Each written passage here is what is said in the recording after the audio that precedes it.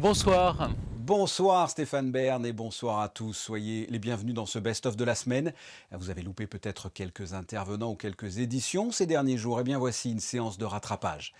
Nous parlerons des coraux et de leurs bienfaits, notamment pour la peau. Nous irons au milieu de l'Atlantique pour suivre les performances de Boris Herman dans le Vendée Globe. Un spécialiste vous dévoilera les forces en présence de l'équipe de la Roca Team en compétition dans le top 16 de l'Eurocup. Nous reviendrons sur le Dakar en Arabie Saoudite et le duo Lob-Elena qui n'a pas vécu sa meilleure expérience puisqu'ils ont été contraints à l'abandon. L'IM2S a effectué les premières vaccinations du personnel. Nous serons avec Stéphane Bern qui prépare un prochain secret d'histoire sur le prince Albert Ier. Et bien d'autres thèmes encore seront abordés. Installez-vous, c'est parti pour ce best-of. C'est un bilan très positif. Vous savez, au départ, je leur ai demandé s'ils voulaient faire du télétravail. Avant le confinement, quand ce n'était pas encore obligé, ils avaient la possibilité de choisir 1, 2 ou 3 jours. La grande majorité a choisi 3 jours. Après, donc 2 jours, il n'y a qu'une personne qui avait demandé 1 jour.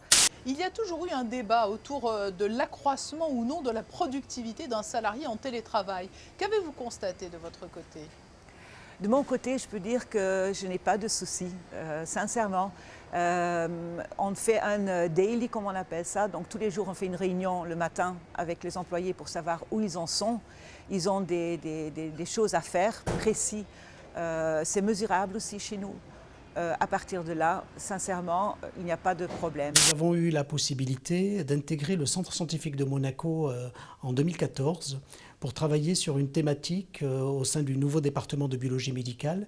Nous avons eu la chance de pouvoir rencontrer l'équipe de biologie marine de Sylvie Tambuté, avec qui nous avons commencé une collaboration qui consistait donc à produire une molécule corallienne. C'est une molécule qui a montré des caractéristiques de protection de la peau contre des UV ou contre des agents chimiques particuliers. Il s'avère que là, il s'agit d'une molécule d'origine naturelle qui est produite par des organismes qui sont justement en menace aujourd'hui à travers le monde, qui sont les coraux. On est dans une régate depuis jour 1 et la différence c'est que dans le sud, j'ai beaucoup plus lutté et souffert. Et aussi parce que je sentais que je ne pouvais pas avancer le bateau aussi bien que je voulais. Et donc là, c'est plus fluide, la mer est plate, il y a une petite brise et on avance mieux. Vous avez franchi il y a quelques jours le mythique Cap Horn. Qu'avez-vous ressenti ? Au Cap Horn, j'étais un peu déçu parce que j'aurais préféré le voir. J'ai rien vu, j'étais dans une grisaille, dans une tempête, j'étais aussi dans une misère parce que ma grande voile était abîmée gravement. C'était peut-être les 48 heures les plus dures de cette Vendée Globe. C'est une poule pas facile, très compliquée. La doublette Badalone-Malaga, ce sont des équipes de haut niveau. Le championnat espagnol est peut-être ce qui se fait mieux en Europe actuellement. C'est 2 équipes espagnoles qui jouent vite avec beaucoup d'adresse à 3 points, donc ça dénote un petit peu avec le jeu monégasque qui lui est très axé sur la défense. Ça peut être compliqué pour la qualif. Dans tous les cas, si on veut voir Monaco passer, il y a 2 matchs à prendre aller-retour, c'est contre Nanterre. Cette équipe de Monaco, elle est peut-être un petit peu short en roster. Je crois qu'il n'y a que 9 joueurs parce qu'il n'y a pas de recrues encore. Pour remplacer Carrington notamment et Rebic qui est parti. Exactement. Alors peut-être qu'il va y avoir un nouveau joueur. C'est une équipe qui n'est pas très grande par la taille aussi, mais c'est une équipe qui est très athlétique, qui met de la vitesse, qui peut changer sur beaucoup d'écrans, qui est dure. Parce qu'il y a des joueurs comme Dibost, comme Marcos Knight, Damien Inglis, Wilfried Eguete, des garçons qui sont dans la dureté. Il va falloir impacter les équipes adverses. Le renouvellement de la signature de partenariat avec la CMB est plus qu'une excellente nouvelle. C'est salvateur dans le contexte actuel. Oui, c'est vraiment très important pour nous. Bien évidemment, un partenaire aussi fidèle que celui de la CMB depuis 16 ans, 16 ans que nous tissons des relations privilégiées avec eux, qu'ils nous font confiance. C'est évidemment le témoignage d'une relation pérenne, de la confiance qu'ils continuent de nous accorder. Et ça nous donne beaucoup d'enthousiasme en ce début d'année qui est quand même pas très formidable en termes d'état d'esprit.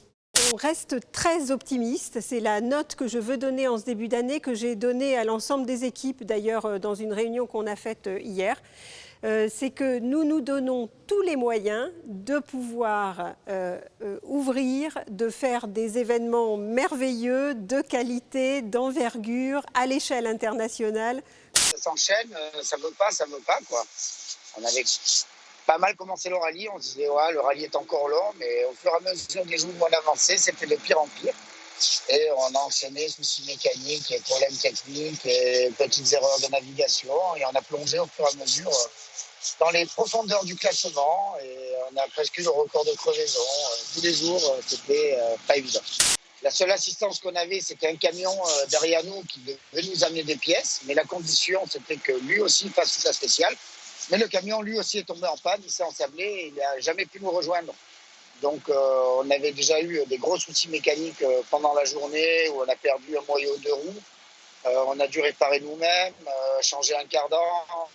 Et on savait qu'il fallait faire attention, mais ça ne l'a pas fait. Oui, le Dakar, cela reste un rallye mythique. C'était votre 5e participation. Vous aviez accroché une 3e place l'an passé, une 2e place en 2017. Donc, vous nous le confirmez, vous reviendrez l'an prochain ?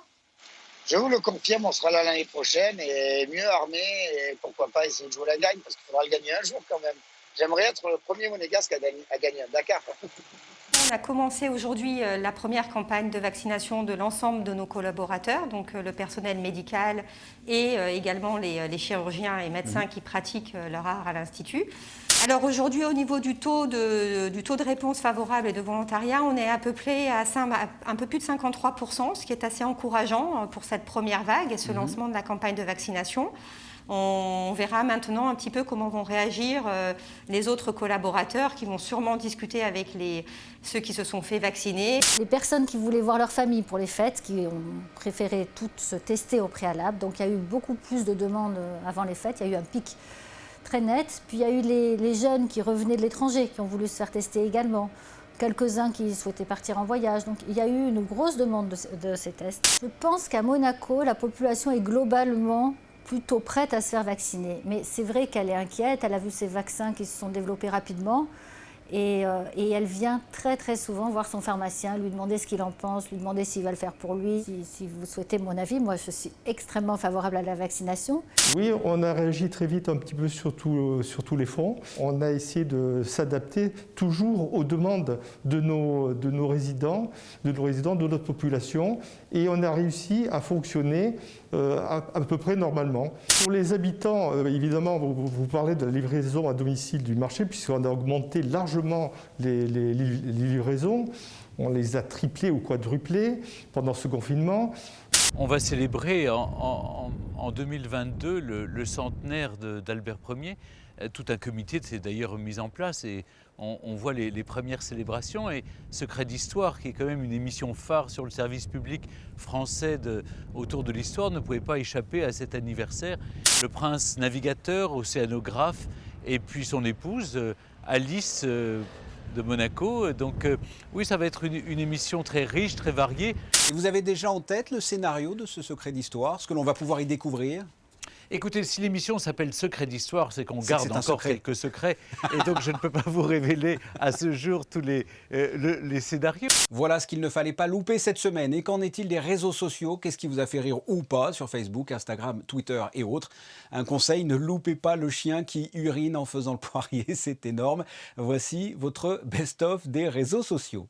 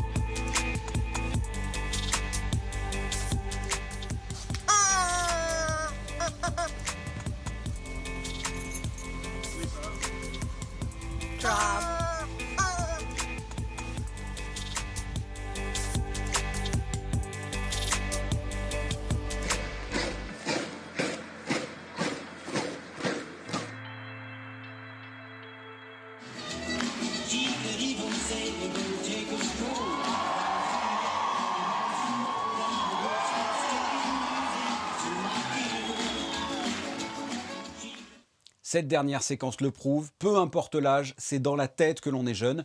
On se quitte avec un panel des plus belles photos de nos reporters qui sont sur le terrain 7 jours sur 7. Vous retrouverez dès lundi 19h une nouvelle édition présentée par Patricia Navarro. À très bientôt, au revoir et portez-vous bien.